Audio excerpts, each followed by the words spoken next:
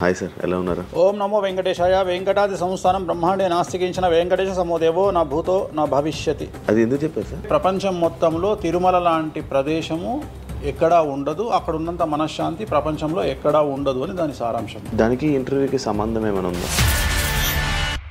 నాగ చైతన్య శోభిత జాతకాన్ని మీరు చెప్పడం జరిగింది కదా, అది తప్పని ఇప్పటికైనా ఒప్పుకుంటున్నారా? వేణుస్వామి జాతకం చెప్పినప్పుడు కామెడీ 2-3 ఏళ్ళైనా మీ జాతకం ఎప్పుడు మారిపోతుంది? మారింది, ఆల్రెడీ మారింది. ఇదే వీడియో కింద మళ్ళీ పెడతాడు ఎవడో, మళ్ళీ వచ్చిన వారా పంది అని పెడుతున్నాడు. ఒక హీరోయిన్ని తయారు చేయాలి అంటే ఎలా తయారు చేయాలో నాకు తెలుసు, ఒక హీరోని సూపర్ స్టార్ని ఎలా చేయాలో నాకు తెలుసు. ఎలా చేస్తారు మీరు? పూజలతోనే అయిపోతుంది. అంటే వాళ్ళకి టాలెంట్ అవసరం లేదు. అసలు టాలెంట్ అనేది ఇండస్ట్రీలో దానంత అమ్మాయిలు ఎందుకు వచ్చి చేయించుకుంటుంటారు పూజలు? ఒక రాజు కావాలంటే రాజ్యం కావాలి, ఒక రాణి కావాలంటే అర్థం కాదు. అమ్మాయిలకు బ్రెయిన్ కంటే కూడా వాళ్ళ సడన్గా ఇప్పుడు సెలబ్రిటీలు అందరూ బెట్టింగ్ యాప్లు ఇరుక్కుంటున్నారు. 2025 సంవత్సరంలో సెలబ్రిటీ అనే ప్రతి ఒక్కడు ఏదో సమస్య ఇరుకుతాడు. అది అల్లు అర్జున్తోనే స్టార్ట్ అయింది. రేపు పొద్దున ఈ 11 మంది కూడా. వేణుస్వామి గారు చేసిన తప్పులకి నలిగిపోతూ ఆయన మీద జరుగుతున్న ట్రోల్స్ తీయించడానికి లక్షలు ఖర్చు పెడుతున్నాడనే పబ్లిక్లో టాక్ అనేది నడుస్తుంది. నేను పిచ్చినా కొడుకునా, నేను ఆస్ట్రాలజీలో కానీ బ్రాహ్మణ్ కమ్యూనిటీలో కానీ నేను సన్నీ లియోను. నేను నా బట్టలు నేనే ఇప్పుకుంటా, నేను ఎవరిని ఇప్పనియా. ఒకవేళ నేను అండర్వేర్ ఉంటే అదే అన్న లాగుదామని కూడా వస్తుండే, నేను అది కూడా ఇప్పేసిన. సుప్రీంకోర్టు ఇచ్చిన ఆర్డర్ ప్రకారం నేను వేరే అమ్మాయితో పడుకున్నా. ఆయన లారీ కళ్ళద్దాలు పెట్టుకుంటాడు అని ఒక జ్యోతిష్కుడు నన్ను విమర్శిస్తున్నాడు. అంటే అరే లారీ కళ్ళద్దాలు అది కొనాలంటే ఎంత ఉంటే ఇంకా నువ్వు దాని గురించి మాట్లాడితే నువ్వు ఇక వాడిని కుక్క కంటే హీనంగా నేను చూడాలి తప్ప వాని గురించి. పాన్ ఇండియా ఆస్ట్రాలజీ 100% తప్పేముంది. యుఎస్, దుబాయ్ అవన్నీ వెళ్తున్నారంట. కామాఖ్యలో నాన్ వెజ్ ఉండదు, లిక్కర్ ఉండదు అని చెప్పి పబ్లిసిటీ చేశారు. అక్కడికి వెళ్ళే వాళ్ళు క్షుద్ర పూజలు వీళ్ళు వాళ్ళు వెళ్తుంటారు. శ్రీకాళహస్తిలో రేవంత్ రెడ్డి గారి గురించి మాట్లాడారు కాబట్టి ప్రెసెంట్ జనాల్లోని నెగిటివిటీ అని. రేవంత్ రెడ్డి జైలుకు వెళ్ళడానికి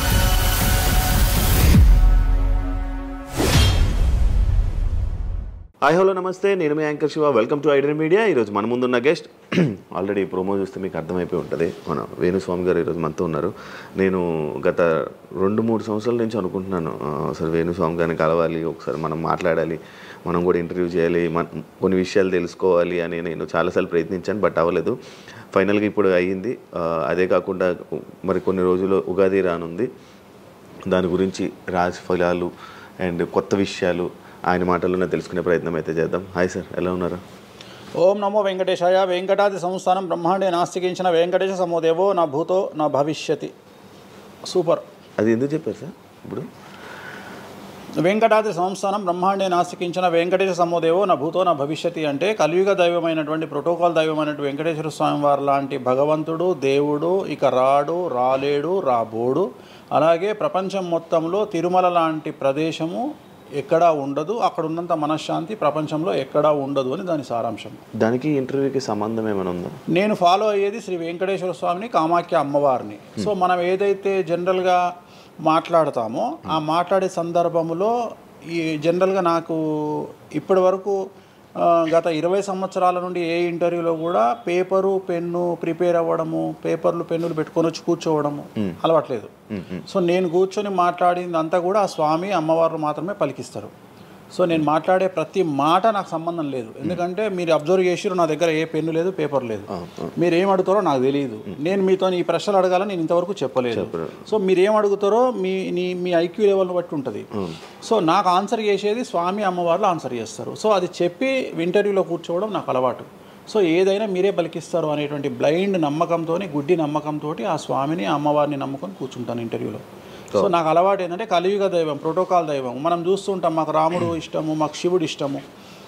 వెంకటేశ్వర స్వామి వద్ద మాత్రమే డబ్బు ఉంటుంది, వేరే వాళ్ళ దగ్గర డబ్బులు ఉండవు. ఉదాహరణ రాముడు ఉన్నాడు, సంవత్సరం నాడు ఒకటే రోజు ఆయన దగ్గరికి పోతాం మనం, అది శ్రీరామనవమి. శివుడు ఉన్నాడు, శివరాత్రి నాడు తప్ప ఎప్పుడూ పోము, కానీ ప్రతిరోజు వెళ్ళేది వెంకటేశ్వర స్వామి వారి దగ్గర. వెంకటేశ్వర స్వామి భోగమైనటువంటి అనుభవిస్తూ ఉంటాడు. ఆయనకు భోగ శ్రీనివాసులు అని వెంకటేశ్వర స్వామి వారు, మనం తిరుపతికి వెళ్తే తిరుపతిలో వెంకటేశ్వర స్వామి వారి దగ్గర చిన్న విగ్రహం ఉంటుంది కింద, దాన్ని భోగ వెంకటేశ్వర స్వామి అంటారు. అంటే ఆయనకున్నంత అనుభవించేదంతా ఆయన్ని అక్కడనే ఆ వెంకటేశ్వర స్వామి వారే అనుభవిస్తారు.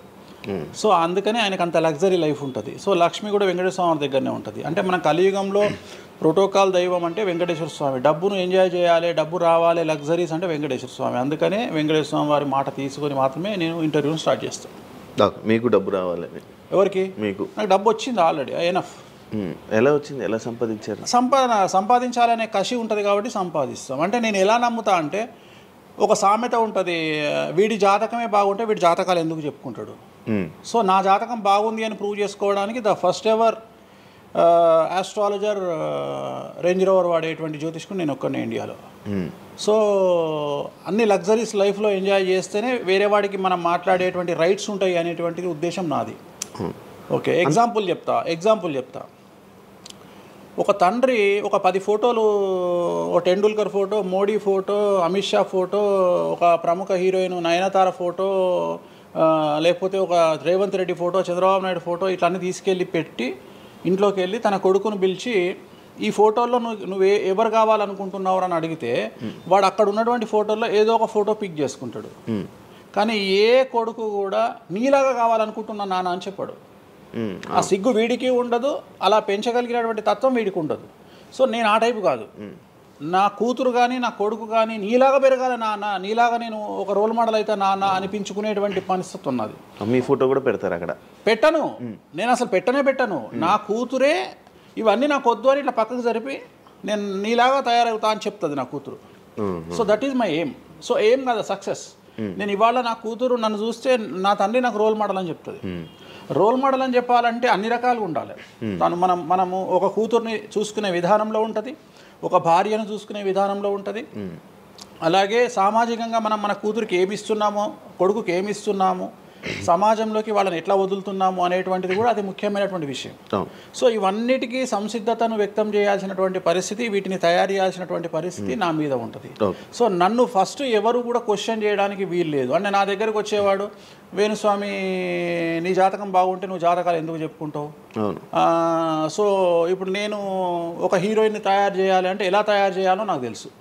అంటే ఆమె జాతకంలో యోగం ఉంటే ఆమెను సూపర్ స్టార్ని ఎలా చేయాలో నాకు తెలుసు, ఒక హీరోని సూపర్ స్టార్ని ఎలా చేయాలో నాకు తెలుసు. సో ఎలా చేస్తారు మీరు? పూజలతోనే అయిపోతారా? పూజలతోనే అయిపోతారు. అంటే వాళ్ళకి టాలెంట్ అవసరం లేదు? వాళ్ళకి టాలెంట్ జాతకం ఉంటేనే అంటున్నా కదా, యోగం ఉంటేనే అవుతారు కదా. జాతకంలో ఉంటుందని ఉంటుంది, ఒకవేళ ఉన్నదని మనకు కనిపించింది. అవును, వాళ్ళకి ఒకవేళ టాలెంట్ లేకపోతే అసలు టాలెంట్ అనేది ఇండస్ట్రీలో ఎవరికీ ఉండదు. Practice makes perfect. ఓకే, దానంత పనికి మాలిన మాట ఇంకోటి లేదు. శివ రాగానే ఫస్ట్ ఇంటర్వ్యూలోనే ఇరగదీయడు. శివ 1వ ఇంటర్వ్యూకు, శివ 100వ ఇంటర్వ్యూకు నక్కకు నాగలో అనుకున్నంత తేడా ఉంటుంది. మరి శివ ఫస్ట్ ఇంటర్వ్యూలోనే టాలెంట్ ఇరగదీసిండా? Practice makes perfect. అంత ఛాన్స్ ఇవ్వట్లేదు కదా ఇప్పుడు ఇండస్ట్రీలో. ఎవరు ఇక్కడికి వచ్చి ప్రాక్టీస్ చేసుకుంటామంటే ఛాన్సులు రావట్లేదు కదా. ఆటోమేటిక్గా టాలెంట్ అనేది మనము ప్లే చేస్తున్న రోల్స్ను బట్టి వస్తుంది. డైరెక్ట్గా అల్లు అర్జున్ గంగోత్రి సినిమాలో చూసిన అల్లు అర్జున్కు, పుష్ప 3లో చూసిన అల్లు అర్జున్కు కోడిపిల్ల లెక్క కళ్ళు తిరిగి కింద పడతాం అందరం. ఆయన హావభావాలు కానీ, ఆయన ముఖవర్చస్సు కానీ, గంగోత్రి సినిమాలో ఉన్నటువంటి అల్లు అర్జున్కు, పుష్ప 3కి. మరి గంగోత్రిలోనే పుష్ప 3 లాగా ఎందుకు లేడు అల్లు అర్జున్ అంటే? మరి అప్పుడు టాలెంట్ లేదా? సో ఇక్కడ ప్రాక్టీస్ మేక్స్ పర్ఫెక్ట్. అంటే కొన్ని పనికి మాలినటువంటి మాటలు మాట్లాడేటువంటి ఎప్పుడో 50 ఏళ్ళ కింద సామెతలను తీసుకొచ్చి రుద్దే ప్రయత్నం చేస్తారు. సో ఇక్కడ టాలెంట్ అనేది పక్కన పెడదాం, అవకాశం ముఖ్యం. నువ్వు టాలెంట్ ప్రూవ్ చేసుకోవాలంటే అవకాశం ముఖ్యం. శివ అనేవాడు యాంకరింగ్లో తోపు తురుము అని ప్రూవ్ చేసుకోవాలంటే అవకాశం ముఖ్యం. అవకాశం లేకపోతే శివలో టాలెంట్ ఉండదు, ఆ టాలెంట్ డెవలప్మెంట్ ఉండదు. సో ఇక్కడ ఏంది అంటే అవకాశాలు రావడం కోసం మనం ప్రయత్నం చేస్తాం. ఒక సీఎం సీట్ ఎక్కడం కోసం సీఎం ఏం చేస్తాడు అని తెలవాలి అంటే సీట్ ఎక్కాలి. సీట్ ఎక్కిన తర్వాత సీఎంగా ఈయన పనికొస్తాడా రాడని డిసైడ్ అవుతుంది. అట్లనే ఒక అమ్మాయి హీరోయిన్ అయిన తర్వాత ఈ అమ్మాయికి అంత సీన్ ఉందా లేదా అనే విషయం తెలుస్తుంది. సో మనం కనుక నయనతారని తీసుకున్నా, సమంతని తీసుకున్నా, ఏ హీరోయిన్ తీసుకున్నా, ఏ హీరోని తీసుకున్నా వాళ్ళ ఫస్ట్ సినిమాకు, వాళ్ళ 3వ సినిమాకు, వాళ్ళ 30వ సినిమాకు ఎక్స్ట్రీమ్ చేంజెస్ ఉంటాయి. సో ఇవన్నీ ఎట్లా వస్తున్నాయి అంటే ఫస్ట్ సినిమాకి టాలెంట్ లేదు, వాళ్ళు సానబట్టబడతారు, వాళ్ళకు వచ్చేటువంటి క్యారెక్టర్ల ద్వారా వాళ్ళు ఆ లెవెల్కి వస్తారు. అట్లనే ఒక గ్రామస్థాయి సర్పంచ్ నుండి స్టార్ట్ అయినటువంటి వ్యక్తి వాళ్ళ రాష్ట్రానికి తెలంగాణకు ముఖ్యమంత్రి అయిన రేవంత్ రెడ్డి అంటే ఆయన ప్లానింగు, ఆయన ఎట్లా చేయాలి, ఎట్లా సీఎం కావాలి అనే ఆలోచనల ద్వారా ఇక్కడికి వచ్చిండు. తెలంగాణలో కాంగ్రెస్లో ఎంతోమంది తోపులు తురుములు ఉండగా రేవంత్ రెడ్డి ఎందుకు సీఎం అయ్యిండు అంటే రేవంత్ రెడ్డి టార్గెట్ సీఎం పదవి. మధ్యలో ఉండేవాళ్ళు వేరే వాళ్ళందరూ టార్గెట్ సీఎం పదవి కాదు, కానీ రేవంత్ రెడ్డి మాత్రమే అన్ని కష్టాలు పడ్డాడు, రేవంత్ రెడ్డి మాత్రమే సీఎం టార్గెట్ చేసుకొని వాళ్ళ పదవి వచ్చింది. సో ఇది practice makes perfect.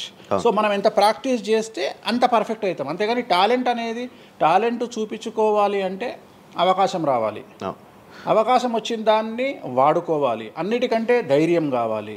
There is no development in comfortable zone. కలియుగంలో కంఫర్టబుల్ జోన్లో ఎప్పుడూ డెవలప్మెంట్ ఉండదు. తెలంగాణ రాష్ట్రంలో కాంగ్రెస్ పార్టీలో మనం గనక కాంగ్రెస్ పార్టీలో ఉన్నటువంటి వ్యక్తులను తీసుకుంటే ఒక రేవంత్ రెడ్డి మినహా ఎవరు కూడా జైలుకి వెళ్ళలేదు. రేవంత్ రెడ్డి జైలుకు వెళ్ళడానికి కూడా సంసిద్ధత వ్యక్తం చేసినాడు, అలాంటి ఫైటింగ్ చేసినాడు. అంటే కంఫర్టబుల్ జోన్ దాటి రిస్క్ జోన్లో ఫైట్ చేయడం వల్ల ఇవాళ సీఎం అయినాడు. మిగతా వాళ్ళందరూ ఎక్కడనో దగ్గర భయపడ్డమో బాధపడ్డమో వెనకడిగేయడం వల్లనో వాళ్ళు అక్కడనే ఉండిపోయారు. ఈయన మాత్రమే జైలుకు వెళ్ళి మరీ ఫైట్ చేసి వాళ్ళ సీఎం అయ్యాడు. అంటే ఎవరైతే కష్టపడతారో వాళ్ళకు ఫలితం దక్కుతుంది, ఎవరైతే కంఫర్టబుల్ జోన్లో ఉంటారో వాళ్ళు కంఫర్ట్ లెవెల్ అట్లనే ఉంటుంది. సో సమాజంలో మనం బయటికి వచ్చి ఫైట్ చేసి అన్నిటినీ ఎదుర్కొని 10 మందితో దొబ్బులు తిని సోషల్ మీడియాలో దొబ్బించుకొని కింద కామెంట్లు పెట్టించుకొని బండనాయదవా దొంగనాయదవా అని కామెంట్లు పెట్టించుకొని సో ఇవన్నీ ఓవర్కమ్ అయ్యి సమాజాన్ని అర్థం చేసుకొని ఓహో వీళ్ళంతా పనికి మాలిన వెధవలు కామెంట్ల రూపంలోనే ఉంటారు అని మనం ఫైట్ చేస్తూ ముందుకు వెళ్తేనే మనకు లైఫ్ దొరుకుతుంది. ఇప్పుడు రేవంత్ రెడ్డి గారి గురించి మాట్లాడారు కాబట్టి ప్రజెంట్ జనాల్లోని నెగిటివిటీ నేను ప్రిడిక్షన్స్ని కానీ వేరే వాటిని చెప్పట్లా. నేను ఒక మంచి విషయాన్ని తీసుకొని మాత్రమే చెప్తా ఉన్నా. నేను మంచి విషయాన్ని మాత్రమే తీసుకొని చెప్తాను. వేణుస్వామి గారు ఎప్పుడు అంటే లైక్ ఇందాక మాట్లాడుతున్నట్టు హీరోయిన్లు మనం టాలెంట్ ఉన్న వాళ్ళు చేస్తాం.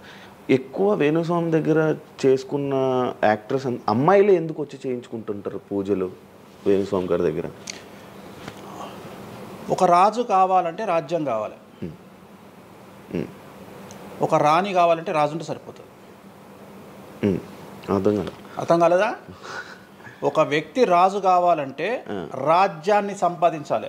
రాజ్యాన్ని సంపాదించాలంటే సగం జీవితం సంక నాకిపోతుంది ఒక వ్యక్తికి. అంటే శివ అనే వ్యక్తి ఒక 100 కోట్ల రూపాయలు సంపాదించాలంటే సగం జీవితం సంక నాకిపోతుంది. అవును, రైట్. కానీ శివను పెళ్లి చేసుకోవడానికి ఒక అమ్మాయికి మ్యాక్సిమం 10 మినిట్స్ చాలు. ఎస్, అంటే శివ నచ్చితే చాలు, శివకు అమ్మాయి నచ్చితే చాలు, పని అయిపోయింది. అంటే 10 నిమిషాల్లో ఆ అమ్మాయి 100 కోట్ల వారసురాలు అయిపోయింది. అలాగే 100 కోట్ల అధిపతి కూడా తనకు దక్కిండు. సో అమ్మాయిల డెవలప్మెంట్ అనేది ఎక్స్ట్రీమ్గా ఉంటుంది. ఉదాహరణ, ఒక ఇంటర్వ్యూకు 10 మంది అమ్మాయిలు 3 అబ్బాయిలు వస్తే ఈ 10 మంది అమ్మాయిల ఇంటర్వ్యూలు అయిపోయినాక వీళ్ళు సెలెక్ట్ కాకపోతే వాడి అదృష్టం మహాసుడిగా ఉంటే వాడు వస్తాడు సీన్లోకి. అంతే తప్ప 99% వీడు ఇక్కడనే కథం అయిపోతారు అమ్మాయిల దగ్గరనే, వాడికి అంత అవకాశం ఉండదు. సో కలియుగం అనేది 2002 తర్వాత షిఫ్ట్ అయింది. ఒకప్పుడు ఆడవాళ్ళకి అవకాశాలు తక్కువ, మగవాళ్ళకి ఎక్కువ. ఇప్పుడు టోటల్ రివర్స్ అయింది. ఏంటంటే 95% అవకాశాలు అమ్మాయిలకే ఉంటాయి, ఒక 5% మాత్రమే అబ్బాయిలకు ఉంటాయి. అందుకే అబ్బాయిలందరూ ఇప్పుడు అమ్మాయిలా మారిపోతున్నారు అంటారా? బెస్ట్ కదా. ఇప్పుడు మొత్తం జెండర్ అంతా మారిపోయింది. కారణం ఏంటంటే అమ్మాయిలకు ఉండేటువంటి వెసులుబాటు అబ్బాయిలకు ఉండదు. నేను అదే చెప్తున్నా. ఇప్పుడు మగవాడు కష్టపడి పైకి రావడానికి చాలా టైం తీసుకుంటుంది, ఆడవాళ్ళు పైకి రావడానికి చాలా ఈజీగా పైకి వస్తారు. నేను అనేది ఏంటంటే వాళ్ళ కష్టముతో పాటు వాళ్ళ గ్లామర్ వాళ్ళకు తోడవుతుంది. అవును, ఇప్పుడు మీరు ఏ పాయింట్ చెప్పారో అర్థమైంది. ఇప్పుడు అమ్మాయిలకి ఎలాగో అవకాశాలు ఉన్నాయి కదా, మరి ఆల్రెడీ వాళ్ళకి ఎలాగో అవకాశాలు వస్తాయి కాబట్టి మరి మీరు వాళ్ళని ఎందుకు అమ్మాయిలనే చూడడం? అంటే రాని వాళ్ళకు నేను చూస్తున్నా. ఇప్పుడు వచ్చిన వాళ్ళు నా దగ్గరికి రారు కదా. ఓకే. ఇప్పుడు కరోనా వస్తేనే హాస్పిటల్కి పోతాడు, కానీ కరోనా రాకముందే పోయి పండుకోడు కదా హాస్పిటల్లో. సో అట్లనే వేణుస్వామితో పని ఉంటేనే వస్తారు. రెండవది, అమ్మాయిలకు ఉండే వెసులుబాటు ఏంటంటే అబ్బాయిలు కూడా చేసుకుంటారు నా దగ్గర, కానీ అబ్బాయిల డెవలప్మెంట్ అనేది చాలా తక్కువగా ఉంటుంది. ఉదాహరణ, నా దగ్గరికి వచ్చే అమ్మాయిలు ఓన్లీ సినిమా కోసం రారు. చాలామందికి తెలియదు ఈ విషయం. అంటే చాలామంది ఏమనుకుంటారంటే వేణుస్వామి దగ్గరికి వచ్చే అమ్మాయిలు సినిమా కోసమే వస్తారు, రారు. నా దగ్గరికి వచ్చే అమ్మాయిలు ఒక రాజకీయ నాయకురాలిగా వక్తగా కావాలని వస్తారు. సో పొలిటీషియన్ కావాలని వస్తారు. అన్నిటికంటే ఎంటర్ప్రెన్యూర్ కావాలని వస్తారు. ఒక బోటికో లేకపోతే ఒక గోల్డ్ షాపో ఏదో పెట్టుకొని బిజినెస్ కోసం వస్తారు. సో నా దగ్గరకు వచ్చేటువంటి వాళ్ళల్లో 10 మందిలో ఒకళ్ళు ఇద్దరు సినిమా ఇండస్ట్రీకి సంబంధించిన వాళ్ళు వస్తారు. 8 మంది వేరే వేరే వేరే వేరే వ్యాపారాలకు సంబంధించి చాలా ఉన్నాయి. ఇప్పుడు లైసెన్సింగ్ చేసేవాళ్ళు ఉన్నారు, చాలామంది తెలియదు. ఇప్పుడు ఢిల్లీలో లైసెన్సింగ్ చేసేవాళ్ళు 100 మంది అమ్మాయిలు ఉన్నారు నాకు తెలిసిన వాళ్ళు. అంటే పెద్ద పెద్ద కాంట్రాక్ట్లు ఇప్పించేవాళ్ళు, పెద్ద పెద్ద వాళ్ళు. సో అలాంటి వాళ్ళు నా దగ్గరికి ఎక్కువగా వస్తారు. అంటే నా దగ్గరికి వచ్చేవాళ్ళు ఈ ఉద్యోగాలు చేసుకునే వాళ్ళు, ఇలాంటి వాళ్ళు రారు. నేనేమంటానంటే job is a biggest scam in the world. ప్రపంచంలో ఉద్యోగం అనేది అతిపెద్ద స్కామ్. సో దాన్ని ఇప్పుడు ఒక కోతి ఉంది, ఆ కోతికి మీరు డజన్ అట్టిపళ్ళు ఇవ్వండి, ఒక 2000 రూపాయలు ఇవ్వండి, అది డజన్ అట్టిపళ్ళే తీసుకుంటుంది. కానీ ఈ 2000 రూపాయలతోటి నేను ఒక 10 గెలలు కొనుక్కుంటాననే నాలెడ్జ్ దానికి లేదు. అంటే ఒక రకంగా జాబ్ అనేది ఇచ్చి ఆ వ్యక్తిని మనం మోసం చేయడం. సో జాబ్కి అలవాటు అయిపోయిన వాడు కంఫర్టబుల్ జోన్లోకి వెళ్ళిపోతాడు. సో నేనేం చెప్తా అంటే ఆ జాబు నుండి మనమే 100 జాబులు ఇచ్చే స్థాయికి ఎదగాలి అనే కసి ఉండి అక్కడికి వెళ్ళాలి. ఆ కసి ఉంటేనే పని లేదు. కలియుగంలో కష్టపడి అనే మాట మాట్లాడితే దానంత దరిద్రం ఇంకోటి లేదు. ప్రపంచంలో అతి పెద్దగా ఎక్కువగా కష్టపడేది గాడిది. అది ఈ పాటికి ఎక్కడో ఉండాలి, అది లేదు. రైట్. సో మనం కష్టపడడం కాదు, బ్రెయిన్తో పని చేయాలి. కష్టంతో పాటు బుర్ర ఉండాలి. కష్టం అనేది పనిచేయదు. నేనేమంటున్నానంటే ఈ ప్రపంచంలో బాగా కష్టపడేటువంటి మనిషి డ్రైనేజీలోకి దిగి పనిచేసేటువంటి సేవకుడు. సో ఆయన పడే కష్టానికి పర్ డే 10 లక్షలు ఇచ్చినా తక్కువనే, కానీ మనం ఆయనకి అట్లా ఇవ్వట్లా. అంటే ఇక్కడ బ్రెయిన్తో పనిచేసే వాడికే డబ్బు మిగులుతుంది. నేను మాట్లాడేది బ్రెయిన్తో. కానీ అమ్మాయిలకు బ్రెయిన్ కంటే కూడా వాళ్ళ అందముతో పనిచేస్తే డబ్బులు దొరుకుతాయి. ఇప్పుడు వాళ్ళ ఇప్పుడు మనం ఉన్నాం, నువ్వో నేను ఒక ఇన్స్టాగ్రామ్లో పోస్ట్ పెడితే ఎవరు చూడు. అదే ఒక అమ్మాయి పెడితే 2 మిలియన్లు వెళ్ళిపోతుంది. ఇప్పుడు అదే కదా జరిగేది. ఇప్పుడు బెట్టింగ్ యాప్స్లోకి వీళ్ళు ఎందుకు వచ్చారంటే వాళ్ళను ట్రాప్ చేసేవాడు కూడా ఈ అమ్మాయిలకు 2 మిలియన్ల ఫాలోవర్స్ ఉన్నారు, కనీసం మిలియన్కు రీచ్ అవుతుంది వీళ్ళ వీడియో అనే ఉద్దేశంతో పెట్టిస్తున్నాడు. సో పెట్టడం ఎందుకు ఏంటి అనవసరం పక్కన పెడితే వాళ్ళకుండే క్రేజ్, అమ్మాయిలకు క్రేజ్ అలాంటిది. నేను అదే చెప్తున్నా, ఆ క్రేజ్ అమ్మాయిలకు చాలా ఈజీగా వస్తుంది. ఎందుకంటే గ్లామర్గా ఉండే అమ్మాయిలు చాలా ఈజీగా జనాల్లోకి వెళ్ళిపోతారు. సో చాలా వాళ్ళకు ఉండే అవకాశాలు చాలా ఎక్కువ. ఇప్పుడు రీసెంట్ మీరు బెట్టింగ్ యాప్ ఇన్ని రోజులు లేని బెట్టింగ్ యాప్, అంటే గత 2 సంవత్సరాల నుంచి ఫైట్ చేస్తున్నారు బెట్టింగ్ యాప్ల గురించి. వీళ్ళు సడన్గా ఇప్పుడు సెలబ్రిటీలు అందరూ బెట్టింగ్ యాప్లు ఇరుక్కుంటున్నారు.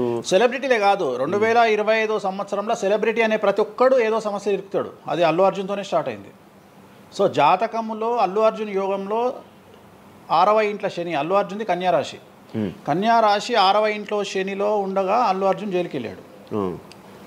సో దానివల్ల ఆయనకు వెంట్రుక ముక్కతో సమానం. ఎందుకంటే తెల్లారు వచ్చి ఆయన టిఫిన్ చేస్తే ఆపలేరు, ఆయన టూర్కు పోతే ఆపలేరు. ఆయన రేపు పొద్దున పుష్ప 3కి 3000 కోట్లు వసూలు చేస్తుంది, దాన్ని ఎవడు ఆపలేడు. అంటే ఒక వ్యక్తిని జైలుకు పోయి ఇచ్చినంత మాత్రం ఎవడు ఆపలేడు. మహా అంటే బెయిల్ తీసుకొని బయటకు వస్తాం. ఇప్పుడు రేపు పొద్దున ఈ 11 మంది కూడా సరే జైలుకు పోతారా పోరా, అంత తీవ్రమైన నేరమా నాకు ఐడియా లేదు. సో వాళ్ళు పోయినా మళ్ళీ 10వ రోజు వచ్చి మళ్ళీ 11 నాడు వాళ్ళు మళ్ళీ స్టేటస్ పెట్టుకుంటారు. దానివల్ల పెద్ద ఒక కొంపల మునిగేది ఏం లేదు. కాకపోతే ఇక్కడ జాతక రీత్యా ఎందుకే ఇప్పుడు జరుగుతుంది అంటే, ఎందుకు జరుగుతుంది అంటే ఎవరి జాతకంలోనైతే ఆ ప్రత్యేకమైనటువంటి టైమింగ్ వస్తుందో ఆ టైమింగ్లో ఉండేవాళ్ళు జైలుకు వెళ్ళడమో, సమస్యల పాలవడమో, మీడియాకి ఎక్కడమో. ఇప్పుడు అందరూ మీడియాకి ఎక్కిన అందరు జైలుకి వెళ్ళరు. సో ఇంకోటి ఏంటంటే, ఇప్పుడు ఒకప్పుడు జైలు అంటే భయము, ఇప్పుడు జైలు అనేది క్వాలిఫికేషన్. అంటే జనరల్గా ఇప్పుడు పొలిటీషియన్ అయితే జైలుకు పోగానే సీఎం అవుతారా అనే నమ్మకం వచ్చింది అందరికీ. అట్లనే కొన్ని నమ్మకాలు వచ్చినాయి. ఇప్పుడు అల్లు అర్జున్ పోయి వచ్చాడు, ఏమైంది? సో అదే సినిమా ఇంకా ఆయన అనుకున్న దానికంటే ఇంకా కొద్దిగా ఎక్కువ డబ్బులు వసూలు చేసింది.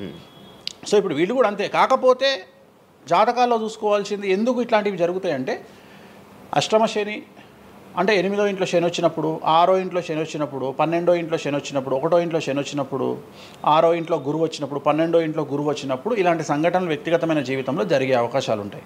ఇప్పుడు ఏదైతే కన్యా రాశికి ఈ నెల 30 వరకు బ్యాడ్ ఉందో అది తులారాశికి షిఫ్ట్ అవుతుంది 1వ తారీఖు నుండి. అంటే ఏప్రిల్ 1వ తేదీ నుండి రాబోయే 2.5 సంవత్సరాల పాటు తులారాశి సెలబ్రిటీలు ఎవరైతే ఉంటారో వాళ్లకు సేమ్ సంచలనాలు, జైలుకు వెళ్ళడాలు, ఇలాంటి సమస్యలు అనేటువంటివి రాబోతున్నాయి. వేణుస్వామి గారు చేసిన తప్పులకి నలిగిపోతూ ఆయన మీద జరుగుతున్న ట్రోల్స్ తీయించడానికి లక్షలు ఖర్చు పెడుతున్నాడనే పబ్లిక్లో టాక్ అనేది నడుస్తుంది. అది ఎంతవరకు నిజం? అసలు పట్టించుకొని అవి ఎంజాయ్. ట్రోల్స్ని ఎంజాయ్ చేస్తారా? ట్రోల్స్ని ఎంజాయ్ చేస్తాను నేను. ట్రోల్స్ని ఎంజాయ్ చేస్తాను నేను. ఎందుకు అంటే నేను నమ్మేది ఏంటంటే any publicity is good publicity అని నమ్మే వ్యక్తిని నేను. బ్యాడ్ ఆర్ గుడ్ పబ్లిసిటీ నాకు నేను అనే పాయింట్ ఏంటంటే ఒక అంబానీ ఫ్యామిలీ పెళ్లిళ్ళు చేసుకున్నారు, 5,000 కోట్లు ఖర్చు పెట్టి పెళ్లిళ్ళు చేసుకోవడానికి ప్రధానమైన కారణం ఏంది? పబ్లిసిటీ పిచ్చి. వేణుస్వామికి 500 కోట్ల పబ్లిసిటీ ఫ్రీకి వచ్చినప్పుడు ఎందుకు వద్దంటాడు? పిచ్చిన కొడుక వేణుస్వామి అన్న కాదు కదా. ఒక ప్రైమ్ టైంలో 7 గంటలకు నేను ఒక ఛానల్లో అరగంట షో కొనాలంటే నాకు కనీసం ₹1,00,000 అవుతుంది. నేను పిచ్చిన కొడుకునా? నాకు వచ్చే పబ్లిసిటీ ఎంత ఎక్స్ట్రీమ్ పబ్లిసిటీ వస్తుంది. నేను ఎప్పుడు బాధపడతా? నా లైఫ్ డిస్టర్బ్ అయినప్పుడు బాధపడతా, నా ఫైనాన్షియల్ రూట్ ఆగిపోయినప్పుడు బాధపడతా. ఇప్పుడు నేను 12వ సంవత్సరంలో సినిమా ఇండస్ట్రీకి వచ్చిన. నా కమాండింగే మీడియా, నా కమాండింగే సినిమా ఇండస్ట్రీ, నా కమాండింగే పొలిటికల్, నా commanding all aspects of life. అలాంటి నేను నా జాతకాన్ని అంటే ఏం తెలియకుండానే బ్లైండ్గా వచ్చి మీడియా ముందర మాట్లాడేసి దొబ్బులు తిని వెళ్ళిపోదాం అనుకుంటున్నా? అంటే నాకంటూ కొన్ని క్లారిఫికేషన్స్ ఉంటాయి కదా. ఇప్పుడు ఉదాహరణ, ఇప్పుడు ఒక వ్యక్తి మీద ఒక లీగల్ అలిగేషన్ వచ్చినప్పుడు వాడు యాంటిసిపేటరీ బెయిల్ తీసుకుందామా, లాయర్ను మాట్లాడుకుందామా, ఏం చేద్దాం అని ఆలోచిస్తాడు కదా. అట్లనే మనం అడవిలోకి వెళ్ళేటప్పుడు టైర్ పంక్చర్ అయితే ఏం చేస్తామని ఆలోచించుకుంటాం కదా. అట్లనే ఒక అడవిలో ట్రావెల్ చేసినప్పుడు మనం ఆలోచించుకొని ట్యాంక్ డీజిల్ ఫుల్ చేయించుకుంటాం కదా. సో అట్లా నాకు ఉండవు ఆలోచనలు. నేను ఆలోచించుకోకుండానే ఇలాంటి పనులు చేస్తున్నా. సో వేణుస్వామిని దెబ్బ కొట్టాలి అన్నా, ఎవరిని దెబ్బ కొట్టాలన్నా ఫైనాన్షియల్గా దెబ్బ కొట్టాలి. బట్ నేను అవకాశం అవతల వాడికి ఇయ్యాను. కారణం ఏంటంటే ఒక ఎలుకలాగానో ఒక పాములాగానో, ఒక ఎలుక కానీ పాము కానీ తన శత్రువుల దాడి నుండి బయటికి రావాలంటే 7 నుండి 8 బొక్కలు చేసుకుంటుంది ఒక హోల్లో. అంటే ఇటు రాడ్ పెడితే ఇటు వెళ్ళిపోతుంది, ఇటు రాడ్ పెడితే ఇటు వెళ్ళిపోతుంది. సో అట్లనే నేను ఒక 4-5 రకాల ఆర్థిక వనరులను ఏర్పాటు చేసుకున్నా. నా మెయిన్ ఇది కాదు, ఇది కాకుండా ఇంకా 4-5 రకాల ఆర్థిక వనరులను ఏర్పాటు చేసుకున్నా. ఈరోజు దుకాణం బంద్ చేయమంటే ఇదే క్షణంలో దుకాణం బంద్ చేసి కాలు మీద కాలేసుకొని నా పనులు నేను చేసుకుంటా. సో అంత కంఫర్టబుల్ జోన్లో ఉన్నా నేను. సో నాకు టెన్షన్ లేదు. నాకు అంటే నన్ను ఎవడో ఆపేస్తాడు, నేను ఆగేయాలి ఏం లేదు, హ్యాపీగా వెళ్ళిపోతుంది. సపరేట్ బిజినెస్లు ఉన్నాయి నాకు. 190 వ్యాపకాలు ఉన్నాయి నాకు. నన్ను జ్యోతిష్యం నేను 4 నెలలు జ్యోతిష్యం చెప్పుకోకపోతే జ్యోతిష్యం మీద సంపాదించేదానికంటే ఇంకో ₹5 ఎక్కువ సంపాదించుకున్నా. ఇప్పుడు మధ్యలో నేను ఒక 4 నెలలు రెస్ట్ తీసుకొని నాకు వేరే వ్యాపకాలు చూసుకుంటే నాకు ఈజీ, ఎందుకంటే నేను కాన్సన్ట్రేషన్ చేయలేకపోతున్నా. సో ఇప్పుడు నాకు దొరికింది మొన్నటి వరకు, నేను ఆ పని చేసుకున్నా. రెండోది ఉగాదికే కదా నేను మాట్లాడేది, తర్వాత ఏం మాట్లాడతా. రెండోది ఏంటంటే కొన్నిసార్లు మనకు కొన్ని విచక్షణ, కొన్ని జ్ఞానాలు కలుగుతాయి, కొన్నిసార్లు కలుగుతాయి. ఇప్పుడు నాకు కూడా అదే జ్ఞానం కలిగింది. ఎందుకు అంటే ఇక్కడ వ్యాక్యూమ్ నేను కవర్ చేసిన, టాలీవుడ్లో తెలుగులో వ్యాక్యూమ్ కవర్ చేసిన, ఇక్కడ ఏం లేదు. సో నేను వ్యాక్యూమ్ ఇంకా క్లియర్ చేసుకోవాలి, ఇంకా పెంచుకోవాలి అంటే బాలీవుడ్కు పోవాలి, కన్నడ పోవాలి, తమిళ్ పోవాలి. సో అటువైపు నేను కాన్సన్ట్రేషన్ చేస్తున్నా ఎక్కువగా. అందుకని నేను ఇక్కడ సెలబ్రిటీల గురించి చెప్పడం ఆపేసిన, తెలుగు సెలబ్రిటీల గురించి చెప్పడం లేదు. ఇప్పుడు మీరు పాన్ ఇండియా ఆస్ట్రాలజీ 100% తప్పేముంది? అదే విన్నాను రీసెంట్. యుఎస్, దుబాయ్ అవన్నీ వెళ్తున్నారంట. అంటే దాని అర్థం క్లయింటేల్ ఉందనే కదా. ఇప్పుడు మన యూరప్ పోయి వచ్చిన సరే, ఒక పెద్ద విషయంలో వెళ్ళేసి వచ్చిన చెప్పుకోవాలని లేదు, చెప్పను. క్లయింటేల్ ఉంది. ఆస్ట్రేలియాకి రెగ్యులర్గా ఎవ్రీ 3 months ఆస్ట్రేలియా పోతా, ఎవ్రీ 3 months లండన్ పోతా నా క్లయింటేల్కు. తప్పేముంది? అంటే ఉన్నట్టే కదా, నేను అనేది ఉన్నట్టే కదా. ఇప్పుడు విచక్షణ కలిగిన వాడు ఆలోచిస్తాడు. అంటే వేణుస్వామి మీద ఎందుకు వస్తున్నాయి రూమర్స్, ఎందుకు వేణుస్వామిని టార్గెట్ చేస్తున్నారు, నాకు అనవసరం. వాళ్లకు అవసరం ఉన్నోడు ఎంక్వైరీ చేసుకొని నా దగ్గరకు వస్తాడు. నేను ఇంకోటి అందరికి ఒకటే చెప్తా, నా పాజిటివ్ వీడియోల కంటే నా నెగిటివ్ వీడియోలే చూడండి. ఫస్ట్ జనాలు నన్ను ఎక్కిన వీడియోలు చూడండి, నన్ను దొబ్బిన వీడియోలు చూడండి, నా గురించి నెగిటివ్గా పెట్టిన వీడియోలు చూడండి. అప్పటికే మీకు నా మీద నమ్మకం కలిగితేనే నా దగ్గరికి రండి, లేకపోతే రావద్దు. ఫస్ట్ వాటిని ఎంజాయ్ చేయండి, వాటిని ఫుల్ ఎంజాయ్ చేయండి, చేసి నా దగ్గరికి రండి. అట్లాంటి వాళ్ళే నా దగ్గరకు వస్తారు. అవునా? నాకు అదే కావాలి. చెప్పారా? నాకు అదే, నాకు టీవీలో ఎప్పుడు కూడా చెప్తున్నా కదా, వాళ్ళు వచ్చిన వాళ్ళు ఎవరైనా వచ్చిన వాళ్ళు చెప్తారు కదా. ఇప్పుడు ఉదాహరణ ఏమంటారు అంటే, ఇప్పుడు కామాఖ్య ఉంది, కామాఖ్యకి వెళ్తే ఇప్పుడు ఎవరో ఒకళ్ళు పబ్లిసిటీ చేసిరు, కామాఖ్యలో నాన్ వెజ్ ఉండదు, లిక్కర్ ఉండదు అని చెప్పి పబ్లిసిటీ చేసిరు. అవును. చెయ్యంగానే నా కామాఖ్య మెట్లెక్కగానే కనిపించేది నాన్ వెజ్, కామాఖ్య మెట్లెక్కగానే కనిపించేది లిక్కరు, గర్భగుడిలో ప్రదర్శనం చేస్తున్నంతసేపు మనకు కనిపించేది నాన్ వెజ్, లిక్కరు. సో అక్కడికి ఇప్పుడు ఎగ్జాంపుల్ చెప్తా. ఇప్పుడు శివ అనే వ్యక్తి కామాఖ్యకి ఇంతవరకు వెళ్ళలేదు. సో ఇప్పుడు ఏమనుకుంటాడంటే, వేణుస్వామి గురించి చెప్పిన ప్రచారాన్ని శివ నమ్ముతాడు. నాకు అదే కావాలి, ఇప్పుడు నమ్మడమే కావాలా. కానీ శివ నెల తర్వాత కామాఖ్యకి వెళ్తాడు. వెళ్ళిన తర్వాత ఎక్కడ చూసినా అడుగున నాన్ వెజ్, లిక్కర్ కనిపిస్తుంది శివకు. శివకు లాస్ట్కు ప్రసాదం కూడా నాన్ వెజ్ ఇస్తారు, ప్రసాదం కూడా లిక్కరే ఇస్తారు. అంటే తాగున ఆయన అని చెప్పి చేతిలో పోస్తారు. అంటే తీర్థంలో లిక్కర్ పోసి మీకు తీర్థం ఇస్తారు, మీరు తీర్థం తాగుతారు, లిక్కర్ పోసిరు. అప్పుడు ఒకసారి మీకు గుర్తొచ్చేది ఎవరు? వేణుస్వామి. ఓహో, వేణుస్వామి చెప్పింది 100కు 100% నిజము. అంటే మనం మూర్ఖులము, ఇన్ని రోజులు నమ్మింది, మనం తప్పు చేసినాం వేణుస్వామి విషయంలో. అక్కడికి వెళ్ళే వాళ్ళు క్షుద్ర పూజలు వీళ్ళు వాళ్ళు వెళ్తుంటారు. అసలు క్షుద్రం అంటే ఏంది? క్షుద్ర పూజలు శ్మశానంలో చేస్తారు. ఇవి వామాచార పూజలు. మందులలో, అలోపతి మందుల్లో రెగ్యులర్ మందులు స్టిరాయిడ్స్ లాగా, స్టిరాయిడ్స్ అనేవి ఇవి. సో నాలెడ్జ్ లేకపోతే నిమ్మకాయలు పెట్టిన ప్రతి చోట క్షుద్ర పూజ అంటే, శ్రీకాళహస్తిలో నిమ్మకాయలతోనే పూజ చేస్తారు. క్షుద్ర పూజ నాది అంటే వేణుస్వామి పూజలు చేయడం క్షుద్ర పూజలు, వామాచార పూజలు. వామాచార పూజలు నేను అనేది ఏంటంటే, నేను అది ఇప్పుడు ఇందాక అదే చెప్పిన, అనేవాడు ఫిల్టర్ లేకుండా ఎన్నన్నా అనుకొని, ఒకవేళ అట్లా అనుకుంటే వేణుస్వామి క్షుద్ర పూజలు చేస్తే సోషల్ మీడియాలో ఎందుకు పెట్టుకుంటాడు? నా లైఫ్లో నేను చెప్పేది ఒకటే, నేను ఆస్ట్రాలజీలో కానీ బ్రాహ్మణ్ కమ్యూనిటీలో కానీ నేను సన్నీ లియోను. నేను నా బట్టలు నేనే ఇప్పుకుంటా, నేను ఎవ్వరిని ఇప్పనీయా, నా బట్టలు నేనే ఇప్పుకుంటా. నేను దొంగతనంగా ఇవాళ వరకు పూజ చేసినా, దొంగతనంగా చెయ్యలేదు. పైన పూజ అవుతుంది, మీరు కెమెరా తీసుకొని పోయి పెట్టుకోండి. నాన్ వెజ్ పెట్టిర్రు, లిక్కర్ పెట్టిర్రు, పైన పూజ అవుతుంది. సో మీ ఇష్టం వచ్చినవి తీసుకోండి. నేను శాస్త్రానికి విరుద్ధంగా చేస్తే అమ్మవారు నన్ను సర్వనాశనం చేస్తుంది. నాకెవడన్నా అడ్డొచ్చి అనవసరంగా అమ్మవారిని బద్నాం చేస్తే వాడు సర్వనాశనం అవుతాడు. Simple logic. ఇంట్లో పెద్ద ఏం లేదు, ఇంట్లో నేను పెద్ద గొప్పగా చెప్పుకునేదే లేదు. వామాచారాన్ని క్షుద్ర పూజలుగా భావించి మాట్లాడుకుంటే మీ కర్మ. ఇంకోటి, నేను ఎందుకు లైవ్లో పెడతా పూజలన్నీ? ఎందుకు పెడుతున్నా అంటే, నేను చేసేటి సక్రమమైనటువంటివి కాబట్టే పెడుతున్నా. ఇంకోటి, ఎక్స్ప్లోర్ చేసేవాడికి తెలుస్తాయి ఇవన్నీ. కామాఖ్య పోవాలంటే పోయేటప్పుడు 15,000, వచ్చేటప్పుడు 15,000, 30,000 రూపాయల ఫ్లైట్ టికెట్ ఎక్కి పోవాలి. ఒకప్పుడు 4,000 రూపాయల ఫ్లైట్ టికెట్ ఉంది వేణుస్వామి ప్రచారం చేయక ముందుకు. వారానికి ఒక్క ఫ్లైట్ ఉండే గౌహతికి. ఇవాళ ప్రతిరోజు పోవడానికి 3 ఫ్లైట్లు, రిటర్న్ రావడానికి 4 ఫ్లైట్లు వేణుస్వామి వల్ల ఏర్పడ్డాయి. ఇవాళ తెలుగు, మీరు కామాఖ్య టెంపుల్కి వెళ్తే ప్రతి 10 మందిలో 5 తెలుగు వాళ్ళే ఉంటారు, కర్ణాటక వాళ్ళు ఉంటారు, తమిళ వాళ్ళు ఉంటారు. సో ఇంత స్ప్రెడ్ అయింది కామాఖ్య. సో రెండవది, తెలియకుండా మాట్లాడే వాళ్ళ గురించి నేను మాట్లాడా, ఎక్స్ప్లోర్ చేసి మాట్లాడే వాళ్ళ గురించి నేను మాట్లాడతాను. మీరు కామాఖ్యకి వెళ్తే ఇప్పుడు గోవాలో ఏముంటుంది? ఉంటుంది. ఉదాహరణ, బ్యాంకాక్ అనగానే ప్రతి నా కొడుకు మాట్లాడేది ఏంది? మసాజ్. హైదరాబాద్ కంటే గొప్పగా ఉంటుందా బ్యాంకాక్? నాకు తెలియదు. ఇండియా కంటే గొప్పగా ఉంటుందా బ్యాంకాక్? మరి ఇప్పుడు అట్లాంటప్పుడు ఆడవాళ్ళు ఎందుకు పోతున్నారు? ఇప్పుడు బ్యాంకాక్కు ఆడవాళ్ళు విపరీతంగా పోతున్నారు. అంటే బ్యాంకాక్లో మసాజ్ కాకుండా బీచెస్, వైట్ శాండ్ బీచెస్ చాలా ఫేమస్, ఫ్రూట్స్ ఫేమస్, చెట్లు ఫేమస్, ఎంటర్టైన్ చేసే ప్లేసెస్ చాలా. అంటే మూర్ఖులు, నాలెడ్జ్ లేని వాళ్ళు బ్యాంకాక్ గురించి తప్పుగా మాట్లాడతారు. అట్లనే మన దగ్గర పెద్దాపురం ఉంది. పెద్దాపురం గురించి అదేనా ఇక దాని అర్థం? పెద్దాపురంలో బుట్ట భోజనం చాలా ఫేమస్. నేను ఎక్కడికి వెళ్ళిపోయాను. పెద్దాపురం అని ఉంది, బుట్ట భోజనం ఉంది. పెద్దాపురంలో బుట్ట భోజనం నాకు ఇష్టము, కొంతమందికి వేరే ఇష్టం. అంటే నేను అనేది ఏంటంటే, మీ ఇష్టం వచ్చినట్టు. ఇప్పుడు చిలకలూరుపేట అని పేరు, అంత మాత్రం తప్పు పడతామా? అంటే మూర్ఖపు వేదవాళ్ళు మాట్లాడే మాటలకు నేను తీసుకోవాల్సినటువంటి పని నాకు లేదు. రెండవది, కాదేది విమర్శకు అనర్హం.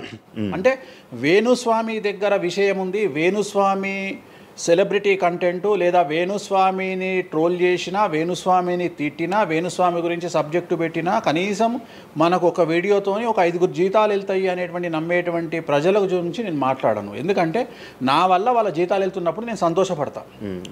నా వల్ల జీతాలు వెళ్తున్నప్పుడు నేను ఎంత తిడితే నాకు అంత ఆనందం. ఎందుకంటే వేణుస్వామి మంచోడు అని చెబితే ఎవడు చూడడు. వేణుస్వామిని తిడితే 5 లక్షలు చూస్తాడు. 5 లక్షలు అంటే కనీసం 30,000 రూపాయలు. అంటే నాకు తెలియదు సరిగా, ఒక జీతం వెళ్ళిపోతుంది కదా. సో నేను అనే పాయింట్ ఏంటంటే, నన్ను తిడితే నేను అసలు బాధపడను, నన్ను తిడితే నేను సంతోషపడతా. కారణం ఏంటంటే, అట్లీస్ట్ ఆ వీడియోతోని నన్ను ఒక 1000 మంది అన్న గుర్తుపడతారు. ఇప్పుడు ఆస్ట్రాలజీ పరంగా నాకుండే గుర్తింపు నాకుంది, నేను కాదనను. కానీ ఇంకా నా గుర్తింపు నేను పెంచుకోవాలంటే ఎట్లా పెంచుకుంటా, నాతో అయిపోయింది. ఇంతకంటే నేను ఏం చేయలేను. ఇక నేను మ్యాక్సిమం చేసేసిన ఆస్ట్రాలజీలో. ఇప్పుడు వేణుస్వామి అంటే సౌత్ ఇండియాలో వేణుస్వామి అనగానే ఆస్ట్రాలజీ పేరు వస్తుంది, ఆస్ట్రాలజీ అనగానే వేణుస్వామి వస్తుంది. ఎవడు అవునన్నా కాదన్నా నేనే మార్గదర్శకం, దీంట్లో అనుమానమే లేదు. కానీ ఇంతకంటే నాకు ఇంకేదో కావాలి అంటే నేను డబ్బులు, ఇప్పుడు మీరు నా దగ్గరకు వచ్చిర్రు, ఎక్కడైనా నా నేమ్ ప్లేట్ మీరు చూసిరా? చూడలేదు. నా ఫోటో కనిపిస్తుందా మీకు నా ఆఫీస్లో? లేదు. అది నా రేంజ్, అది నా రేంజ్. నాకు విజిటింగ్ కార్డు ఉండదు, నాకు నేమ్ ప్లేట్ ఉండదు, నాకు నా ఫోటో ఉండదు ఎక్కడ. అమ్మవారి ఫోటోలు, వెంకటేశ్వర ఫోటోలు తప్ప నా పర్సనల్ ఫోటోలు నేను ఎక్కడ పెట్టుకోను. మీరు నన్ను వేణుస్వామి కాదు ఎల్లయ్య అన్న నేను యాక్సెప్ట్ చేస్తాను. ఒకవేళ ఒక రోజు యాంకరింగ్లో ఒక ఆమె ఏం చేసిందంటే, అమ్మాయి ఇంటర్వ్యూ చేయబోతూ వేణుస్వామి కాకుండా ఏదో కొత్త పేరు చెప్పింది. కొత్త పేరు చెప్పి భయపడ్డది. అంటే నేను ఫ్లోలో చెప్పేసి భయపడ్డది. స్వామి తప్పు చెప్పినా అంటే నీ ఇష్టం వచ్చిన పేరు చెప్పుకోపో అన్న. జనాలకైతే నేను వేణుస్వామి అని తెలుసు కదా. ఇప్పుడు వేణుస్వామి బొమ్మేసి పుల్లయ్య అంటే అయితే వేణుస్వామి అనుకుంటారు కదా జనాలు. నేను అనేది అది. సో నాకు ఎంత విమర్శ చేస్తే ఐఎమ్ ఫీల్ హ్యాపీ. అంటే మీ గురించి మీరు అంత క్రియేట్, జనాల్లో అందరికీ తెలుసు, అంత ఉంది ఆల్రెడీ. నేను మౌత్ పబ్లిసిటీని నమ్ముతా. మౌత్.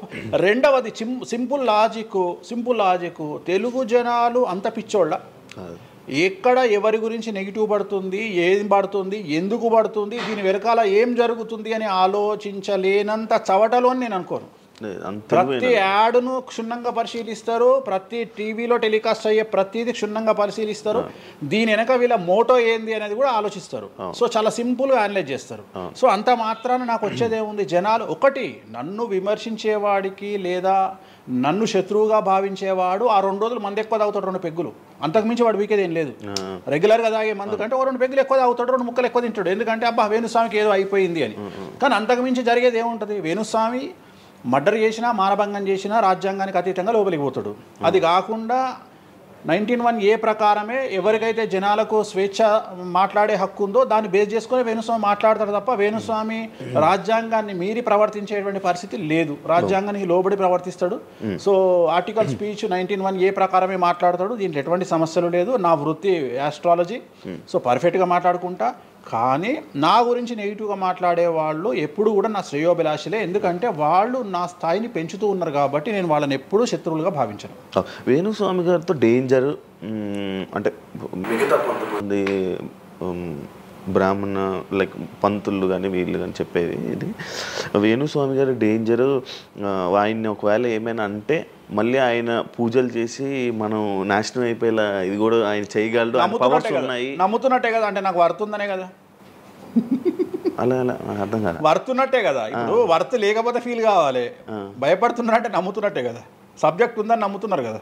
ఓకే ఓకే, పవర్స్ ఉన్నాయి, పవర్స్ నమ్ముతున్నారంటే సబ్జెక్టే కదా. అది తప్పేం లేదే దాంట్లో, దాని తప్పేం లేదు కదా. అంటే నా దగ్గర పవర్స్ నమ్ముతున్నారు కదా, ఇట్ ఈస్ ప్రూవ్డ్ కదా. నేను అనే పాయింట్ ఏంటంటే, నేనేదో జనాల్ని ఉద్ధరిస్తా, నేనేదో జనాలకు పూజలు చేసి వాళ్ళను మంచి చేస్తా అనుకున్నప్పుడు ఫస్ట్ అడిగే క్వశ్చన్ ఏంటంటే, రేపు ఇచ్చినాయాలా నీకు వచ్చిన సమస్యల్ని క్లియర్ చేసుకోరా అంటారు ఫస్ట్. మరి నా సమస్యలను క్లియర్ చేసుకుంటా కదా, లాజికా కాదా? చేస్తారా నిజంగా? నేను అడిగే పాయింట్ మీకు అర్థం కాలా? అర్థమైంది. నేను చెప్తున్నది ఒకటి, నీకు అర్థమవుతున్నది ఏమంటున్నా. నాకు ఒక న్యాయపరమైన చిక్కు వచ్చినప్పుడు దాని నుండి బయటపడడానికి నేను పూజలు చేసుకుంటానా, చేసుకోనా? మరి వాటి ద్వారానే కదా నేను జనాలకి. ఇప్పుడు నీకేదన్నా ప్రాబ్లం వచ్చి రేపు పొద్దున వేణుస్వామి గారు నాకు ఈ సమస్య వచ్చింది అంటే సమస్య మీరు ఎప్పుడు నమ్ముతారు? నన్ను మీరు చేశాక అది మీరు నేను బయటపడ్డప్పుడు నమ్ముతారు. అదే మీ సమస్యల నుంచి మీరు బయటపడ్డాక జనాలు నమ్ముతారు. అర్థమైంది. బట్టతల పెట్టుకొని నేను వెంట్రుకలు మొలిపిస్తాను టీవీలో యాడ్ ఇస్తే అమనాబూతులు తిడతారు, అరే నీకే గుండు మీద వెంట్రుకలు లేవు నువ్వేం మొలిపిస్తావురా అని. అట్లనే నేను కూడా నా స్టామినా ఏందో జనాలకు తెలియజెప్పాలి అంటే నేను నా సమస్యల నుండి బయటపడ్డప్పుడే కదా ఎదుటి వ్యక్తికి చేసే రైట్స్ నాకు ఉంటాయని చెప్తున్నా. అంటే ఇప్పుడు మీకు వచ్చిన సమస్యల నుంచి మీరు బయటపడ్డారు, మీకు మీరే పూజ చేసుకున్నారు. ఎందుకు చేసుకో? నా జాతకాన్ని నేను విశ్లేషించుకుంటా కదా. నాకు వచ్చే సమస్య నేను అనుకోను, బట్ నేను సమస్యలు వస్తే వాటిని క్లియర్ చేసుకోవడానికి నాకుండే రెమెడీస్ నాకు ఉంటాయి కదా. మీరు చేశారు ఆ పూజల్లో ఎవరైనా నష్టపోయారా? ఎవరిని నేను అనేది ఏంటంటే మనం బాగుండాలని కోరుకుంటాం. ఇంకోటి ఏంటంటే ఫస్ట్ నేను శత్రువుగా భావించాలి కదా. నేను అంత దూరం ఆలోచించాను. నేను ఎదుటి వ్యక్తిని శత్రువుగా ఎప్పుడు భావిస్తా అంటే వ్యక్తిగతంగా వచ్చి నన్ను కొట్టినప్పుడు నేను భావిస్తా. అంటే నా గురించి చెడుగా మాట్లాడడం అనేది నాకు శత్రువు కాదు, ఎందుకంటే వాళ్ళ వృత్తి అది. బోల్డ్ మంది మాట్లాడతారు అందరితో, అందరూ శత్రువులు. నేను అదే అంటున్నా. ఇప్పుడు ఇదే వీడియో కింద మళ్ళీ పెడతాడు ఎవడో, మళ్ళీ వచ్చిన వారా పంది అని పెడతాడు. ఇప్పుడు నేను వాడిని ఇల్లు ఎత్తుక్కుంటూ పోవాలా నేను? వాడిని ఇల్లు నాకు కనీసం లక్షల్లో క్లయింటేల్ ఉంటుంది. ఈ వీడియో కింద తిడితే తిడితే ఒక 10 మంది తిడతారు. ఈ 10 మంది అలవాటు అయిపోయి, అలవాటు కాదు, కలియుగ ధర్మము. నేను చాలా ప్రాక్టికల్గా ఉంటా. నేను చాలా లేకపోతే ఎంత దమ్ము ఉంటే ధనిష్టల నేను వచ్చి మందు తాగుతా, నాన్ వెజ్ పెడతా అని చెప్పుకోవాలంటే చాలా విషయం ఉండాలి, మామూలు విషయం కాదు. ఈ కమ్యూనిటీలో తట్టుకోవాలి. అందుకనే నేనేమంటున్నా, ఒక బ్రాహ్మడు అనగానే ఇప్పుడు ఉదాహరణ ఒక పెద్ద పూజారి ఉన్నాడు ఏ గుడికి, ఆ పెద్ద పూజారిని టార్గెట్ చేయాలంటే ఫస్ట్ టార్గెట్ చేసేది నాన్ వెజ్ తింటాడు, లిక్కర్ ముట్టుకుంటాడు అని చెప్తారు. అందుకని నేనే నా బట్టలు ఇప్పేసుకుంటున్నా. అవకాశం లేదు అంటే నేను ఆల్మోస్ట్ ఆల్ అండర్వేర్తో సహా అన్ని ఇప్పేసిన. ఒకవేళ నేను అండర్వేర్ ఉంటే అదే అన్న లాగుదామని కూడా వస్తుండే, నేను అది కూడా ఇప్పేసిన. ఇంకేముంది నా నాయన నన్ను ఇప్పడానికి? నా దగ్గర ఏం లేదు కదా. ఇప్పుడు నువ్వేమైనా కొత్తవి చూపిస్తే ఏం చూపిస్తావు? నువ్వేం చూపిస్తావు? సుప్రీంకోర్టు ఇచ్చిన ఆర్డర్ ప్రకారం నేను వేరే అమ్మాయితో పడుకున్నా, అమ్మాయితో ఇష్టంతో పడుకుంటే అది కూడా నాకేం తప్పు లేదు. ఇంకా నువ్వు నాకు ఏం చూపిస్తావు? నేను ఎప్పుడన్నా నేను సామాజికానికి వ్యతిరేకంగా చేసినప్పుడు, శాస్త్రానికి వ్యతిరేకంగా చేసినప్పుడు నువ్వు నా గురించి వ్యతిరేకంగా చూపిస్తావు. అంతే తప్ప నా దగ్గర ఏమున్నాయని చూపిస్తావు? నేను చచ్చే వరకు చూపించలేవు. నేను నన్ను బొందబెట్టే వరకు, నన్ను తగలబెట్టే వరకు నేను తప్పు చేసినా అని చూపించలేవు. నేను చెయ్యను. మీరే చెప్పేసుకుంటున్నారు. నేనే చెయ్యను. నేను ఇప్పుడు పైసలు లేనివాడు, పైసలు పోగొట్టుకున్నవాడు బెట్టింగ్లోకి పోతాడు. అవును. లేదా ఇప్పుడు కొత్త వ్యవహారాలు ఉన్నాయి. ఒకడేమో నిధులు దొరుకుతాయని పోతాడు, ఒకడేమో రైస్ పుల్లర్ అని పోతాడు. ఇవన్నీ ఏం కావని తెలుసు, మనకు తెలుసు, వాడికి తెలియదు. వాడు మానసికంగా వీక్ కాబట్టి వాడు సొంతంగా డబ్బులు దొంగతనంగా నాకు అవసరమే లేదురా నాయన. నాకు వేరే వ్యాపకాల నుండి డబ్బులు వస్తున్నప్పుడు లంగ పని చేసే అవకాశం నేనెందుకు చేస్తా? నాకు అవసరమే లేదు. నన్ను లంగ పని చేయమని చెప్తే నేను చెయ్య. నాకు వద్దు. నేను లంగ పని చేసే సవ్వాలే లేదు, నాకు అవసరం లేదు. రెండోది ఏంటంటే నా దగ్గరికి రానంత వరకే నా గురించి నెగిటివ్గా మాట్లాడతారు. ఒక్కసారి నా ఆఫీస్లోకి ఎంటర్ అయ్యారు అంటే వానికే అర్థమైపోతుంది, నీ అమ్మాయి కుల్లా ఉన్నాడు రా నాయన, ఈయనతో వేస్ట్, ఈయన దగ్గర ఏం దొరకదు. రెండవది, ఇవాళ ఎక్కడ పడితే అక్కడ కెమెరాలు పెట్టుకొచ్చేటువంటి స్థాయిలో ఇది మనకు సైన్స్ పెరిగింది. ముక్కు పుల్లలు కూడా పెట్టుకొస్తారు, చౌకమ్మలు కూడా పెట్టుకొస్తారు. నేను లంగ పని చేస్తే కూర్చొని 2 నిమిషాలు దొరకబట్టి టెలికాస్ట్ చేస్తారు. కానీ మాటలున్నాయి, క్లారిటీ సాక్ష్యం లేదు. ఇక మరి ఏం చేస్తాను నేను? పోనీ నేను అందరిలాగా దాచిపెట్టే మనిషిని కాదు, దొంగతనంగా లంగపనంగా డోర్లు అన్నీ కుల్లా ఉన్నాయి. మీరు ఎక్కడికొచ్చినా మాట్లాడి నా ఆఫీస్లో ఏమైనా చేయండి, ఓపెన్గా పూజలు చేస్తా. ఇంకోటి వేరేటోడు పెట్టే కానీ నేనే పూజ పెడుతున్నా. ఇంకోటి రెండోది, బాటిల్ కూడా నా చేతిలో పట్టుకొని అమ్మవారికి నైవేద్యం చేస్తున్నా. పోనీ నేను బాటిల్ దొంగతనంగా ఇది మందు బాటిల్ కాదు అని చెప్తలేను, blue label bottle, royal salute bottle నేనే పోసి మరి అమ్మవారికి నైవేద్యం చేస్తున్నా. ఇంకా ఎక్కడనే దాపరికం ఉంది? ఇంకా బాటిల్స్ కూడా కాస్ట్లీ, అంటే పెద్ద గెస్టులకే అవి పెద్ద వాళ్ళ విఐపీ రేంజ్ని బట్టి పెడతాం. నార్మల్ వాళ్ళు వస్తే వాళ్ళకి తగ్గట్టి వాళ్ళ ఇష్టం. ఇప్పుడు ఉదాహరణ, ఇప్పుడు బాలయ్యబాబుకి చేస్తే మ్యాన్షన్ పెడతాం. ఇప్పుడు కొంతమంది ఎన్ఎస్సి అంటే ఇప్పుడు ఉదాహరణ వాడు మొన్న ఎవడో విమర్శిస్తుండు నన్ను. మొన్న ఎవడో ఆయన లారీ కళ్ళద్దాలు పెట్టుకుంటాడు అని ఒక జ్యోతిష్కుడు నన్ను విమర్శిస్తున్నాడు. అంటే అరే లారీ కళ్ళద్దాలు అది కొనాలంటే కాశీ దాకా దేకాలి. ఎంత ఉంటే అంటే మన లైఫ్లో దాని వాల్యూ తెలియదు. అదే కుక్కకేం తెలుసు కుసుమపు వాసన, నెయ్యి గురించి ఏం తెలుసు కుక్క కంటే. వాడు ఏదో మాట్లాడతాడు. వాడు మాట్లాడినప్పుడు నేను వాడి మీద పీటీఏ చూపిస్తా. అరే నా కళ్ళద్దాల గురించి మాట్లాడుతున్నాడు, ఆ కళ్ళద్దాలు నీ జీవితంలో చేతులు కూడా పట్టుకొని చూడలేవురా నువ్వు. ఇంకా నువ్వు దాని గురించి మాట్లాడితే నువ్వు ఇక వాడిని కుక్క కంటే హీనంగా నేను చూడాలి తప్ప వాని గురించి వాని మీద నేను సింపతి చూపిస్తా తప్ప నేను కోపానికి ఎందుకు వస్తా? అట్లా చాలామంది విమర్శ చేస్తుంటారు. విమర్శల గురించి మనం పట్టించుకునే.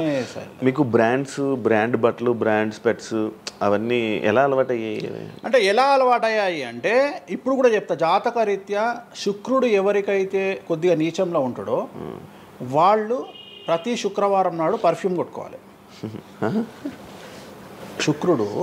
శుక్రుడు అంటే లగ్జరీస్. ఓకే. శుక్రుడు జాతకంలో శుక్రుడు గ్రహం నేను మాట్లాడేది. శుక్రగ్రహం వీక్ ఉన్నప్పుడు ప్రతి శుక్రవారం నాడు పర్ఫ్యూమ్ కొట్టుకోవాలి. అండ్ ఒక పెగ్గు 30 ml కాచేయాలి. తాగుమని చెప్తే వేణుస్వామి చెప్పిండు కదా అని ఒక ఉద్యమంలాగా తాగొద్దు. ఒక 30 ml స్కాచ్ తాగాలి. అట్లా ఒక 3 నెలలు చేసిన తర్వాత డెవలప్మెంట్ ఏందో మీకే కనిపిస్తుంది. డెవలప్మెంట్ ఏందో మీకే కనిపిస్తుంది. మళ్ళీ వేణుస్వామి మందు తాగేమన్నాడు అని కాంట్రవర్సీ కావచ్చు. డాక్టర్లే చెప్తారు, 30 ml తాగితే హార్ట్కి మంచిది, బీపీకి మంచిది అని చెప్తారు. కానీ డాక్టర్ల పేరు అడ్డం పెట్టుకొని కుంభాలు తాగుతారనే భయానికి డాక్టర్లు చెప్పరు, ఆపేశారు.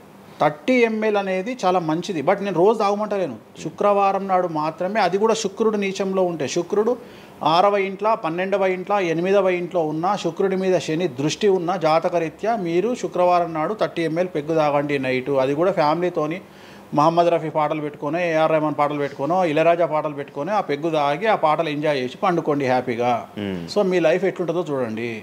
నేను మాట్లాడేది వ్యాపారమో ఇతర ఉద్యోగం చేసే వాళ్ళ గురించి కాదు. ప్రత్యేకించి 100 రూపాయల దగ్గర 1,00,000 రూపాయలు సంపాదించగలిగి రియల్ ఎస్టేట్ వ్యాపారులు, వ్యాపారస్తులు, పొలిటీషియన్స్, పెద్ద పెద్ద వాళ్ళ గురించి మాట్లాడుతున్నాం. టీచర్లు, అటెండర్ల గురించి నేను మాట్లాడతలేను. టీచర్ ఎంత తాగినా తాగుడు మిగులుతుంది తప్ప పైసలు రావు, ఎందుకంటే ఆయన జీతం అంతే కాబట్టి. సో ఎక్కడైతే పెరగడానికి ఆస్కారం ఉంటుందో వాళ్ళ గురించి మాట్లాడుతున్నాం.